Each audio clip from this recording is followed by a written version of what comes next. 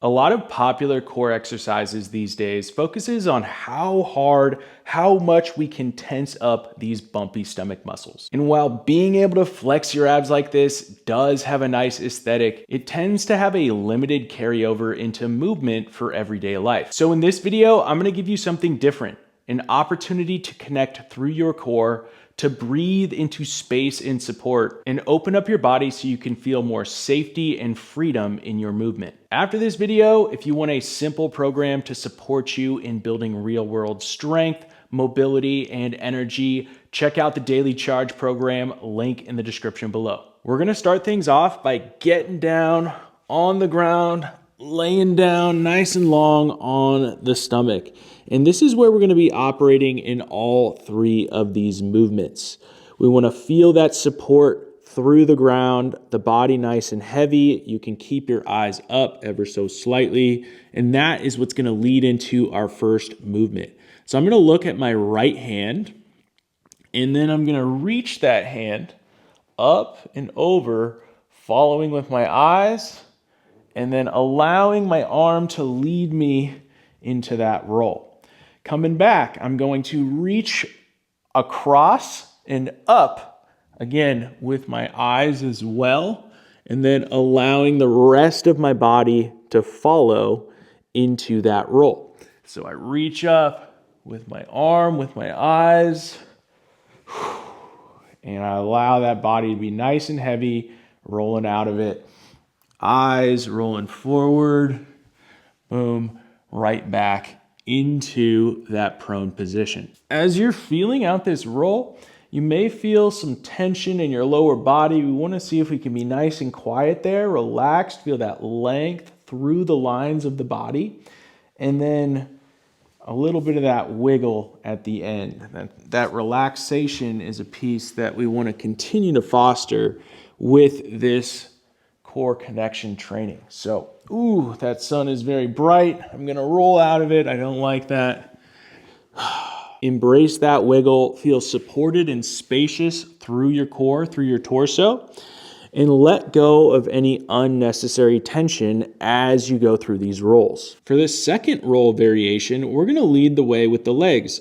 So I'm gonna lift up this leg, allow that hip to open. I'm going to stay heavy through the upper body. I'm going to start to look over this right shoulder and then roll through the side body, doing my best to allow for a little wiggle and relaxation. I bring this leg up, over, heavy through the upper body here, so I'm feeling this nice length through the lines of the body and the core, and then I'm able to bring that hip into internal rotation, and that brings me back into the stomach. So again, I curl, I reach, I'm coming over. Oh my gosh, the sun is in my eyes. Let me get out of this. Rolling back and feeling the rest of that heavy body follow the lead leg. One of the things to tune into as you go through these rolls is this gripping and excessive tension through the body.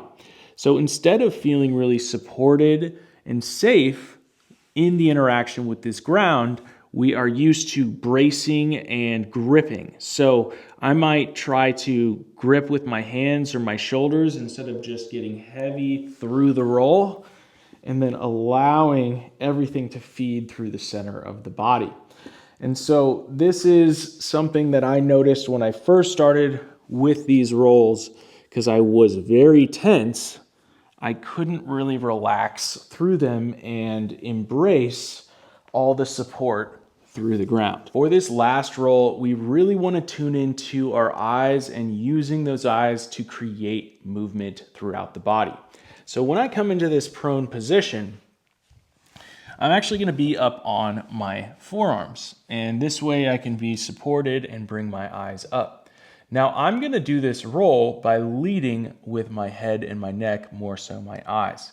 So if I want to roll over to my right here, I'm going to look over the left shoulder and start to roll through this arm, and then I could use this one to support me as I go through that, and then I will end up looking up or back towards the wall here. My arms are going to stay here.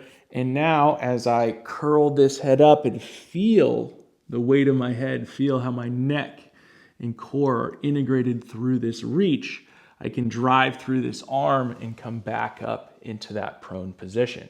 So I look over that opposite shoulder, I'm heading this direction, I feel that heaviness into the ground, and then I can look back this way or just up at the sky, going back.